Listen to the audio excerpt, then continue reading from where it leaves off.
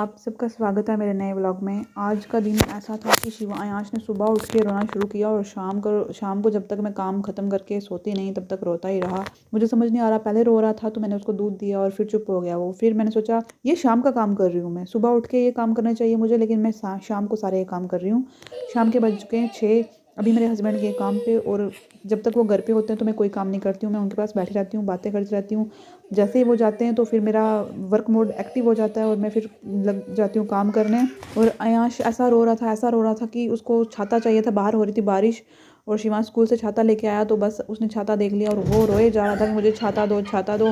उसको छाता खोल के दिया, उसने तोड़ भी दिया और फिर शिवांश रोने लगा। शिवांश ने बोला मेरा छाता तोड़ दिया।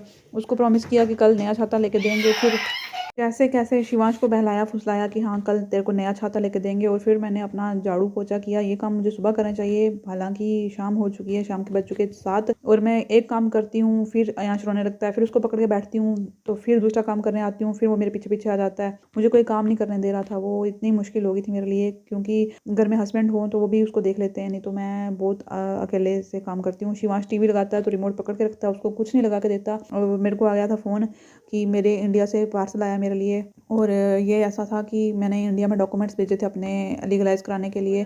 अब अयांश ने इसको देखा और इसको देख के रोने लग गया कि मुझे ये डॉक्यूमेंट्स चाहिए, इसमें इंपॉर्टेंट डॉक्यूमेंट्स हैं, मैंने जितनी भी स्टडीज़ की हैं इंडिया से ये सारे वही डॉक्यूमेंट्स हैं कि ताकि मैं इनको यहाँ पे कन्वर्ट करवा के कोई जॉब ढूंढ सकूँ। तो अभी मैं किचन में आई थी काम करने के लिए, अब चार्जर खींच रहा है और उसने ओवन भी ऑन कर दिया। पता नहीं किस दिन ये हमें जला फूक के मारेगा, कोई पता नहीं चलेगा हमें कि घर में आग क्यों लगी।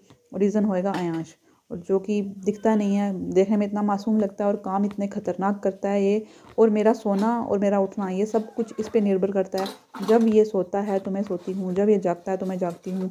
ये रात के 2 बजे सोएगा तो मैं भी रात के 2 बजे ही सोऊंगी, मैं उससे पहले कभी नहीं सो सकती। दिन को नैप तो मैं नहीं ले सकती बिल्कुल। और मैंने कर लिए सुबह के, दिन के और इवन के शाम के चाय के सारे बर्तन पड़े थे, मैंने सारे वो कर लिए एक साथ में।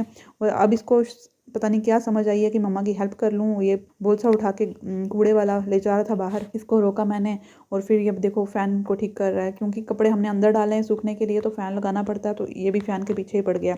हालांकि मैं इस रूम को ज़्यादातर बंद ही रखती हूँ क्योंकि इसमें सारी इंपॉर्टेंट चीज़ें होती हैं। तो अब ये पोछे की बाल्टी के पीछे पड़ गया, ना पोछा लगाने दे रहा मेरे को ना कुछ। मैं तो इतनी तंग हो गई थी कि ये काम भी नहीं करने देता मेरे को, एक काम भी नहीं करने देता। औरतें पता नहीं कैसे मेकअप वाला काम कर लेती हैं, अपना मेकअप, अपनी सेल्फ केयर, ब्यूटी केयर, फलाना केयर, ढमकाना केयर। मेरी तो घर के काम ही नहीं होते, झाड़ू पोछा ही नहीं मेरा ख़त्म होता।